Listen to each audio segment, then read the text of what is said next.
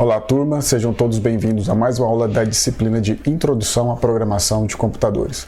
E nessa aula nós vamos falar sobre modularização de algoritmos, modularização de códigos. E de forma bem resumida, o que significa modularizar um código? É analisar esse código de forma que nós possamos dividi-lo em partes, em subprogramas, e essas partes possam ser aproveitadas dentro do mesmo código ou em outros códigos. Nós vamos falar nessa aula da importância de se modularizar o seu código, e quando a gente modulariza, nós criamos subprogramas, e nós precisamos também falar sobre o escopo de variáveis desse programa principal e desses subprogramas que nós criamos. Nós vamos falar sobre dois tipos de rotinas: subritina sem retorno e subritina com retorno. São dois tipos de funções. Funções que nós esperamos uma resposta dela, que é com retorno, e funções que nós não esperamos uma resposta, mas sim que ela execute um conjunto de comandos, mas não que ela retorne alguma coisa. Dentro desse tópico subritina sem retorno, nós vamos aprender como defini-las e como criar funções sem passagem de parâmetros e com passagem de parâmetros. E na próxima aula nós continuamos esse conteúdo para falar sobre as subrotinas com retorno. Muito bem, o que é modularizar algoritmos, modularizar códigos? De uma forma geral, quando a gente fala em modularizar, nós estamos falando em criar módulos, criar partições. Isso significa dividir alguma coisa em partes. No nosso caso, serão os algoritmos, os códigos. Até então, nós estamos implementando os códigos como se fosse um programa só. Só que nós podemos, dependendo da complexidade desse código, ter a necessidade de dividir ele em subprogramas. Ou a gente também pode dizer subrotinas. Quando a gente fala de linguagem C++, nós estamos falando de funções, então criar funções. Quando a gente fala de algoritmos, a gente está falando de subrotinas, mas na prática são sinônimos. O que é uma subrotina, uma função? São blocos de instruções que realizam tarefas específicas. E muitas vezes essas tarefas específicas elas são repetitivas, o que justifica que a gente pegue esse bloco de instruções e transforme numa subrotina em um módulo para que a gente possa, sempre que a gente necessite, que a gente possa chamar esse bloco de instruções sem ter que escrevê-lo novamente dentro do código ou até em um código externo. Quando a gente cria uma subrotina, uma função, os códigos eles são carregados apenas uma vez. E eu posso chamar N vezes, 2, 4, 5, 10 mil vezes, que ele vai ser carregado apenas uma vez, mas executado quantas vezes eu fizer essa chamada. Na prática é pegar um problema grande e dividir em pequenas tarefas, programas menores e consequentemente mais organizados. Normalmente, como a gente vem fazendo, os programas são executados linearmente, linha após a outra até o final. Quando a gente cria funções dentro de um código C++, a gente tem a possibilidade de criar desvios de execução. E esses desvios, eles são executados sempre que existe a chamada da função. Então eu crio essa função e em algum momento do meu programa, do meu código, eu chamo essa função. E nessa chamada ele desvia o fluxo, ele volta para onde essa função foi definida, foi carregada, executa as tarefas específicas e quando ela tem ou não um retorno, independente disso, quando ela termina a execução, o programa principal volta para executar de onde ele parou. A gente vai ver exemplos na prática sobre isso, mas o conceito geral é esse. Observem, pessoal, esse exemplo aqui em algoritmo é modularizado.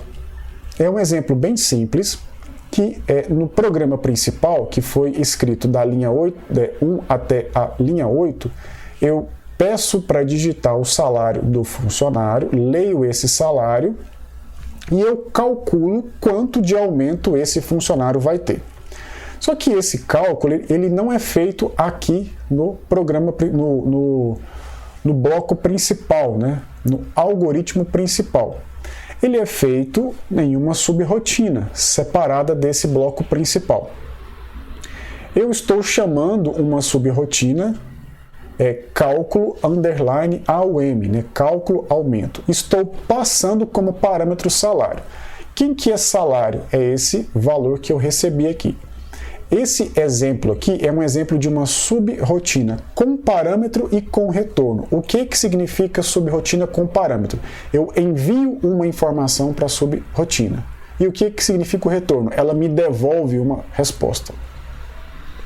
O que é o parâmetro? Salário. Eu vou calcular o aumento do funcionário. Vou passar o aumento, vou receber esse aumento, que é o retorno, AUM, mas eu vou passar primeiro uma informação que é o parâmetro salário.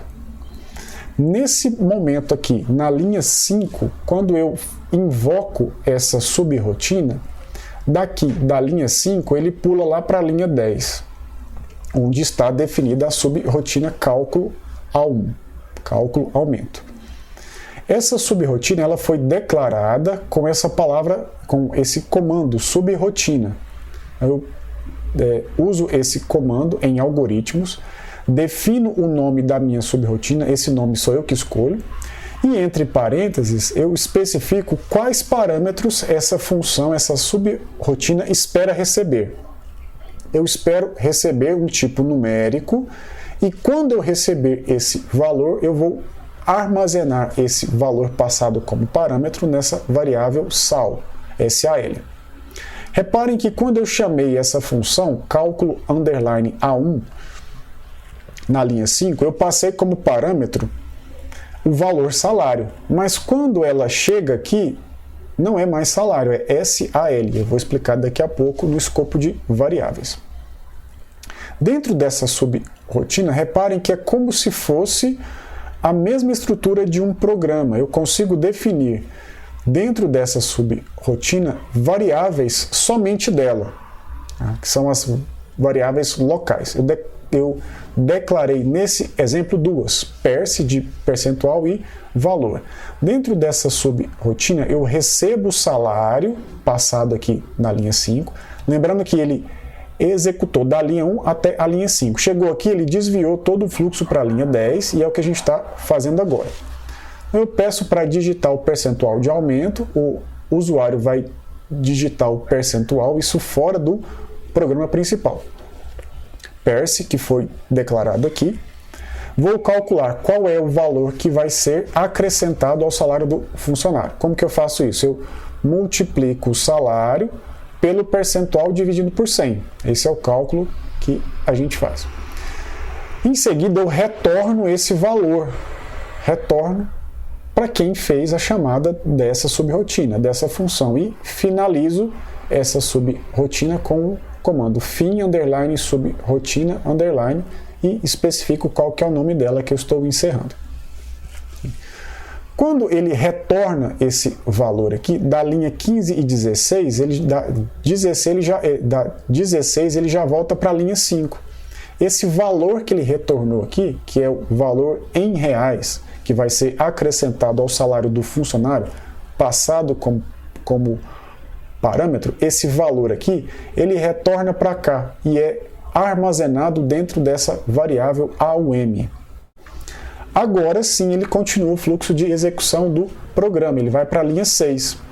Novo salário agora vai receber o salário que foi lido aqui na linha 4, mais o aumento que foi calculado numa subrotina fora do programa principal, passando o salário como parâmetro e recebendo o valor em reais como retorno.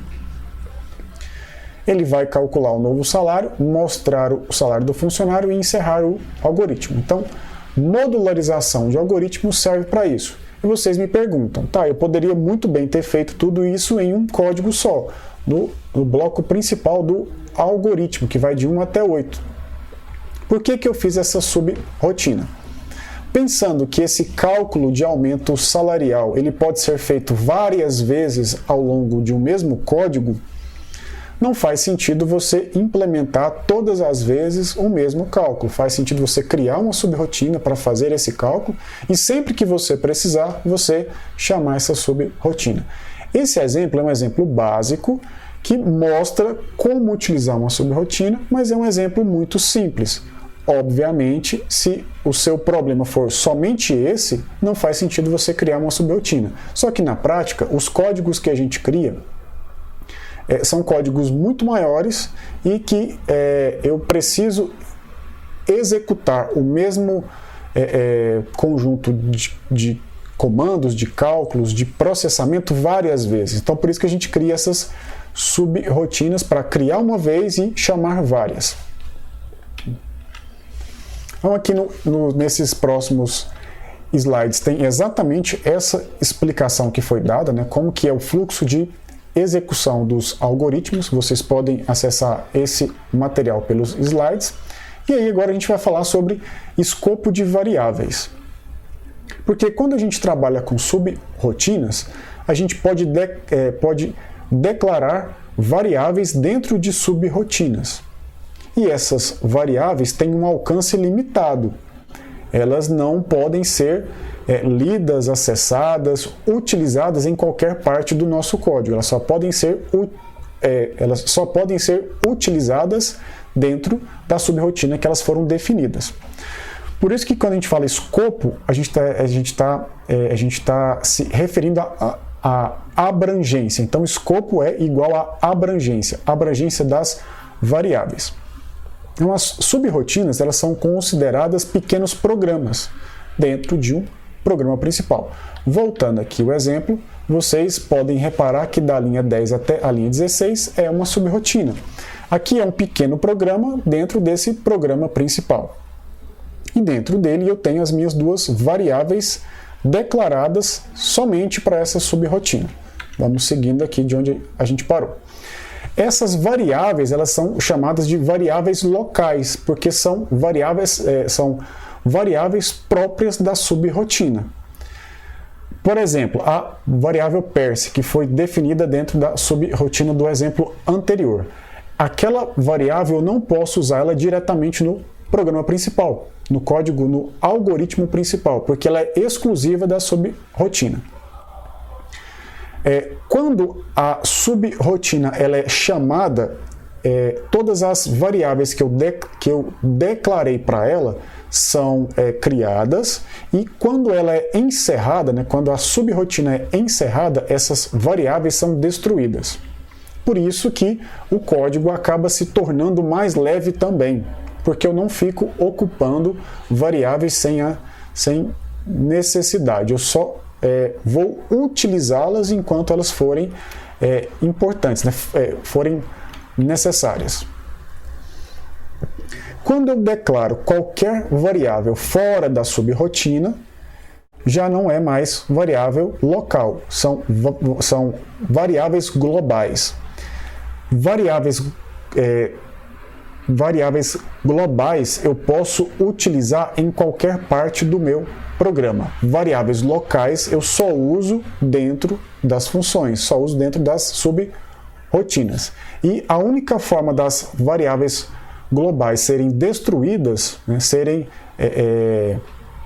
liberadas, é quando o meu programa termina de executar. No caso da função, não. Quando eu crio uma função, crio uma subrotina, essas variáveis locais elas são destruídas no momento que a subrotina para a execução. E aí fica a pergunta: o que é melhor, variável global ou local? Quando a gente fala de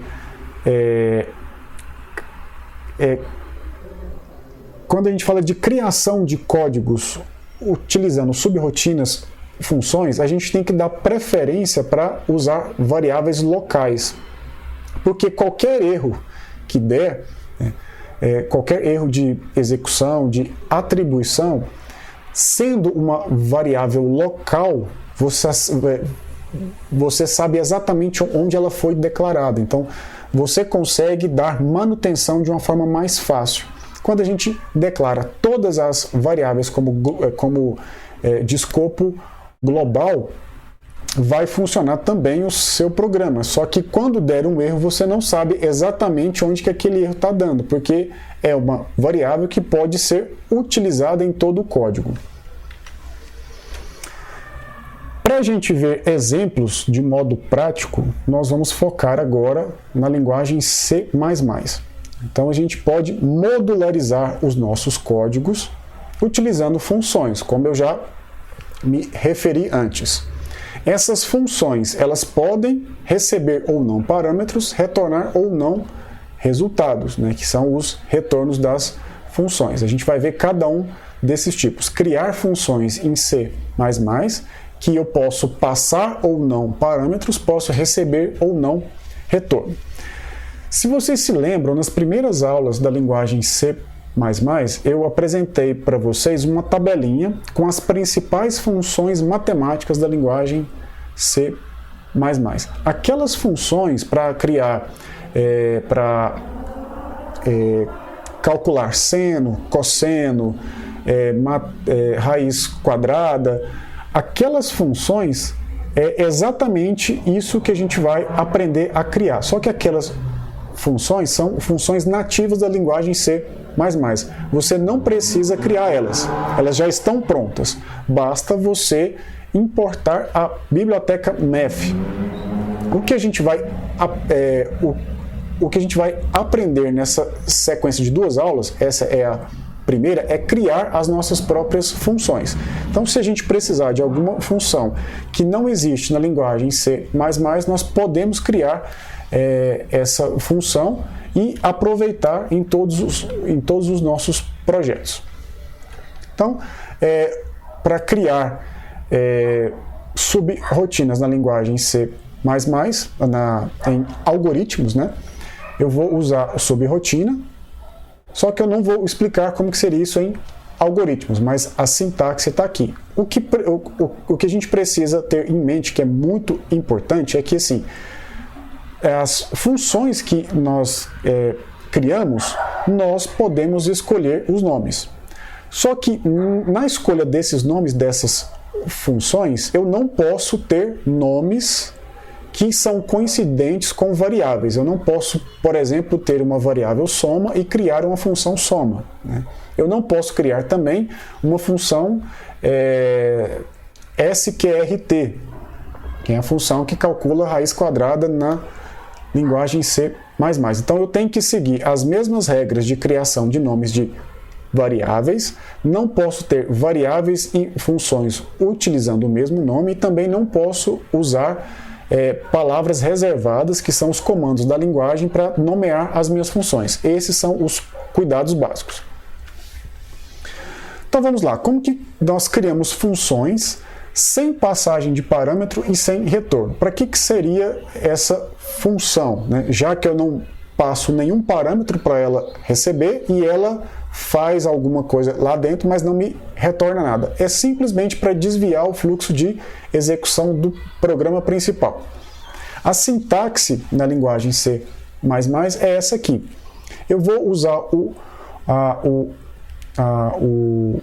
comando void, né, a palavra reservada void, para dizer o seguinte, que essa função, o retorno dela é vazio, e o parâmetro dela também é vazio. Void significa vazio. A sintaxe é essa. Então, void, para dizer que eu estou criando uma função que não tem retorno nenhum, determino o nome da função sem espaço, tá?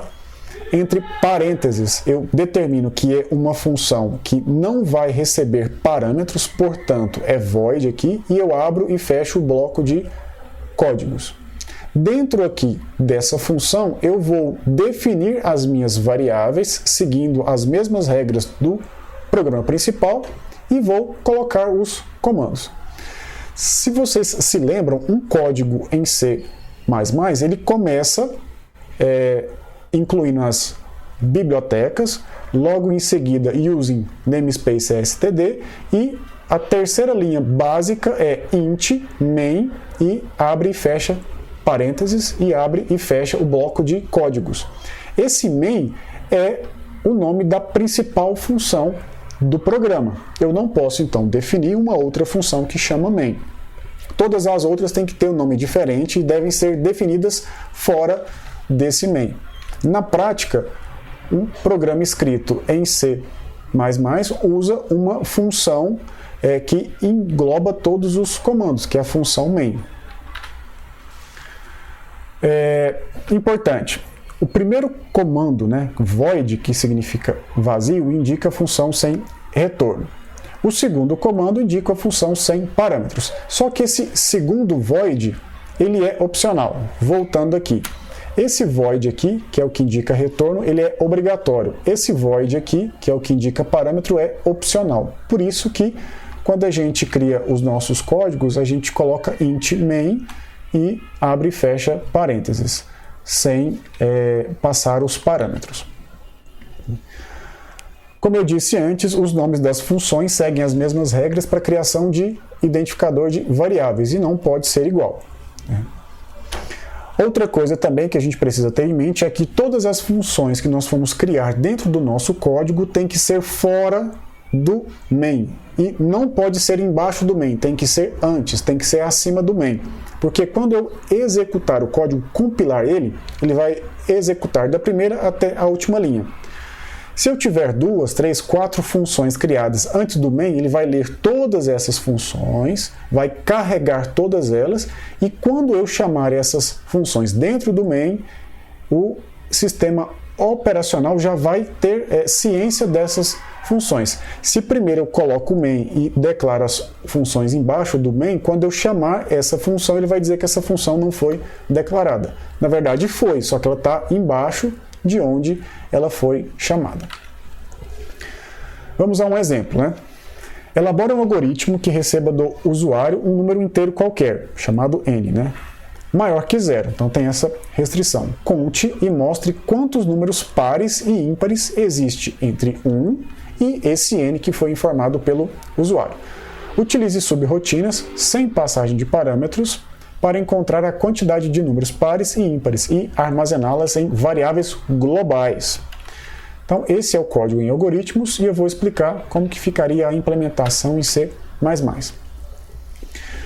Bom, eu incluí aqui o IOStream, que é a biblioteca básica, e defini aqui qual que é o nome de espaço, using namespace std, e da linha 2 aqui, eu vou pular para o main, ok? Esse main aqui é o nosso programa principal. No exemplo, está pedindo para criar variáveis globais para armazenar os resultados. Por isso que eu criei essas variáveis aqui na linha 3, que é o n, qp e cont. São variáveis declaradas no escopo externo, que é fora do main, porque o main também é uma função. Bom, aqui eu vou contar quantos números pares existe de 1 até o n que vai ser lido. Esse n aqui é do tipo inteiro e QP é a quantidade de números pares entre 1 e esse n. E esse cont aqui é a controladora do para, que a gente não vai ver agora, tá bom? Como eu tenho uma variável contadora, que é a quantidade de pares, eu inicializei ela com 0. Lembrando que QP é global, ela está fora do main e fora também dessa função par aqui. Então, ela pode ser acessada tanto pela função main quanto pela função par. Vou pedir para digitar o número e vou ler esse número e guardar na variável global n. Logo em seguida, na linha 15, eu chamo a função par. O que essa função par faz? Ela foi definida aqui da linha 5 até a linha 9. Ela não tem retorno e não tem passagem de parâmetros. Ela consegue acessar as variáveis que foram lidas aqui dentro de main, que é o n, por exemplo, porque o n é global. Então, eu vou executar o for de 1 até o n, E para cada um desses valores que eu guardo dentro de count, né, por exemplo, n é 10, então count vai ser 1, depois 2, depois 3, depois 4, até o 10. Para cada um desses valores de count, eu verifico se o resto da divisão por 2 é igual a 0. Se for igual a 0, eu acrescento mais uma unidade na variável QP, que também é global. Eu inicializei ela aqui embaixo, na linha 12, mas eu estou incrementando ela aqui na linha 8. Por quê? Quando eu cheguei aqui na linha 15 do programa principal, eu desviei todo o fluxo para a linha 5. Então ele vai executar da linha 5 até a linha 9. Quando esse for aqui terminar de ser executado, dentro desse QP, eu tenho a quantidade de números pares, de 1 até o n. Aí ele para de executar essa função na linha 9 e retorna para a linha imediatamente posterior a que foi chamada, que é a linha 15. Então, aqui na linha 16, eu mostro que a quantidade de pares entre 1 e o número que foi digitado é QP. Esse aqui é um exemplo mais básico. E quando eu tenho que criar funções com passagem de parâmetro e sem retorno. Eu passo alguma informação para a função, mas eu não espero nada de retorno. Quando eu passo esses parâmetros, eu invoco essas funções, eu faço a chamada dessas funções, passo valores, e esses valores, que são os parâmetros, são guardados em variáveis locais dentro da minha função. E qual que é a sintaxe? Como é função sem retorno, eu determino que é void o retorno. Então, para criar uma função com parâmetro e sem retorno, void. Void, o nome da função, e eu vou declarar quais os tipos de parâmetro que essa função vai receber. Eu vou declarar, para cada parâmetro eu tenho que informar o tipo. Então, se eu tenho 2, 3, 4, 5 parâmetros, eu preciso definir primeiro o tipo do primeiro parâmetro, e depois o nome do primeiro parâmetro. Separo com a vírgula o tipo do segundo parâmetro, nome do segundo parâmetro. Separo com a vírgula o tipo do terceiro parâmetro, o nome do terceiro parâmetro. Aqui é diferente, porque quando a gente declarava variáveis dentro da função main, a gente podia declarar várias variáveis numa linha só e especificar o tipo somente uma vez. Aqui, quando eu declaro uma função, na declaração dos parâmetros dela, tá bom? É dos parâmetros. Eu vou especificar o tipo dela e qual que é o parâmetro e separar sempre por vírgula. Então, se eu tiver 3 parâmetros inteiros, eu tenho que declarar 3 vezes int e o nome do parâmetro, vírgula, int e o nome do segundo parâmetro, vírgula, int e o nome do terceiro parâmetro. As variáveis globais dentro dessa função, aí sim eu declaro normalmente como se eu estivesse declarando dentro da função main. Especifico o tipo dela, o nome delas, separado por vírgula, e no final, ponto e vírgula. E depois eu coloco os comandos. Okay? Vamos a um exemplo para ver como que isso ficaria implementado. Elabore um algoritmo que receba do usuário 2 números inteiros, n1 e n2, e diga se são iguais ou qual deles é o maior. Esses números que ele vai receber do usuário, ele vai receber no programa principal, no main. Ele vai receber no main, né, no bloco principal, e ele vai chamar uma função passando esses 2 números para que ela diga se são iguais ou qual deles que é maior. Só que ele não vai dar um retorno, porque é uma função sem retorno. Ela vai escrever direto na tela sem retornar nada para o programa principal. Então, novamente, elabora um algoritmo que receba do usuário 2 números inteiros, n1 e n2, no main, na função principal, e diga se são iguais ou qual deles é o maior. Para isso, crie uma subrotina que receba n1 e n2 como parâmetro, verifique e escreva o resultado que se pede.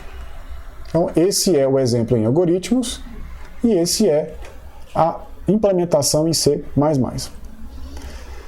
Primeiro eu vou explicar como que funciona a função e depois a gente implementa o bloco principal.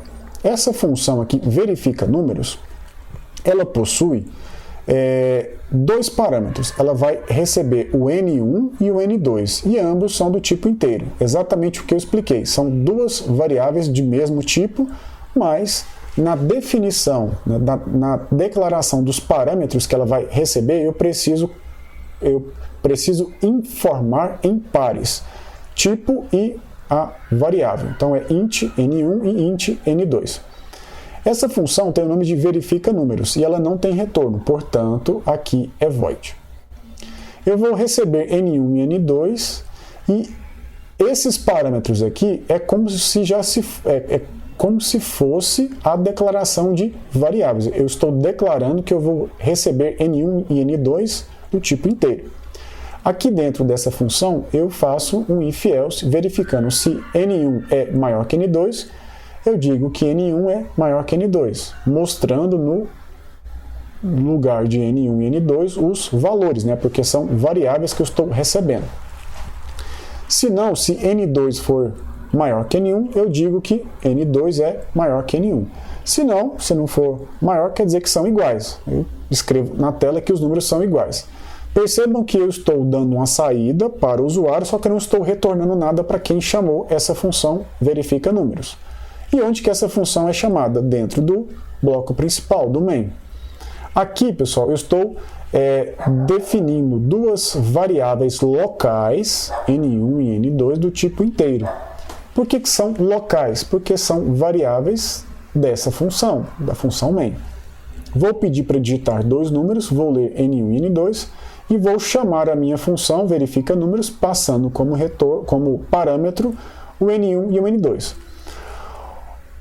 Observem, pessoal, que na linha 14 aqui eu estou declarando duas variáveis, N1 e N2, do tipo inteiro. E na linha 4 eu também estou declarando duas variáveis, N1 e N2. Tem o mesmo nome, mas não são